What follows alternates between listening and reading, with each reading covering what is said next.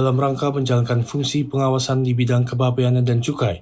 Pada Kamis 7 Maret bertempat di Dermaga Bea Cukai Tanjung Uncang, Batam, Bea Cukai resmi menggelar operasi patroli laut terpadu Bea dan Cukai Jaring Sriwijaya dan Jaring Walakia secara serentak untuk menjaga wilayah negara Indonesia dari masuknya barang-barang ilegal dan berbahaya, serta mengamankan keuangan negara sebagai perwujudan dari patroli fiskal Bea dan Cukai.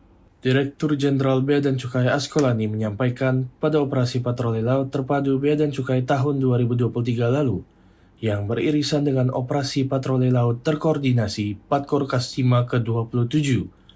Bea Cukai berhasil melakukan penegahan sebanyak 21 kasus, baik impor maupun ekspor dengan perkiraan nilai barang sebesar 470,31 miliar rupiah, dengan potensi kerugian negara sebesar 691,07 miliar rupiah. Sebagai bentuk komitmen konkret dalam melindungi masyarakat dari ancaman barang ilegal, setelah upacara pembukaan patroli laut terpadu, Bea Cukai Batam melakukan pemusnahan barang menjadi milik negara hasil penindakan di bidang kepabeanan dan cukai periode penindakan tahun 2020 hingga 2024 berupa barang kena cukai hasil tembakau, minuman mengandung etil alkohol, dan barang elektronik. Pemusnahan tersebut dilakukan sebagai bentuk komitmen Bea dan Cukai Batam dalam melindungi masyarakat dari barang-barang ilegal atau berbahaya. Pemusnahan atas barang milik negara hasil penindakan tersebut sesuai dengan peraturan perundang-undangan yang berlaku. Sebagai wujud sinergi dan kolaborasi yang baik, acara pemusnahan dihadiri oleh instansi dan aparat penegak hukum lainnya, diantaranya Puspom TNI, Polda Kepulauan Riau, BIN Kepulauan Riau, Lantamal 4 Tanjung Pinang, Kejaksaan Tinggi Kepulauan Riau, Kogapuilan 1, dan KPKNL Batam.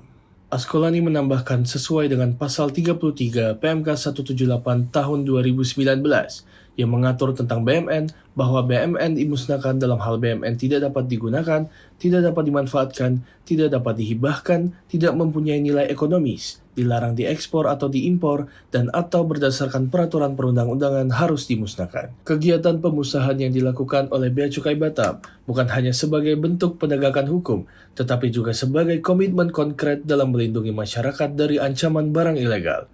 Kegiatan ini tak lepas dari sinergi dan kolaborasi antar instansi terkait yang selalu berkomitmen untuk menjaga masyarakat dari peredaran barang ilegal yang dapat merusak kesehatan dan juga merugikan penerimaan negara.